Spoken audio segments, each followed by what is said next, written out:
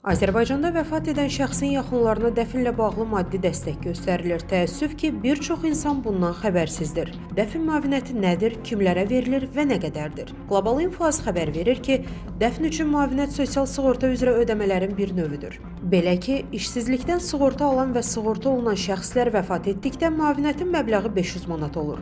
Əmək pensiyası alan şəxslər vəfat etdikdə isə sözügedən ödəniş pensiyanın minimum məbləğinin 3 misli qədər müəyyən edilir. Nəzərə alsaq ki, hazırda əmək pensiyalarının minimum məbləği 320 manatdır, o zaman bu ödəniş 960 manat edir. Sosial müavinətin təyin olunması üçün şəxs yaşayış yeri üzrə Dövlət Sosial Müdafiə Fondunun struktur bölməsinə, DOST mərkəzinə müraciət edə bilər. Qeyd edək ki, mövcud qaydalara əsasən dəfn üçün müavinəti bütün vətəndaşlar ala bilmir.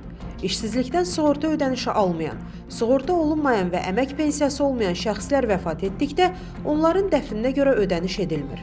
Əziz izləyicilər, xəbərlərdən məlumat almaq üçün kanalımıza abunə ola bilərsiniz.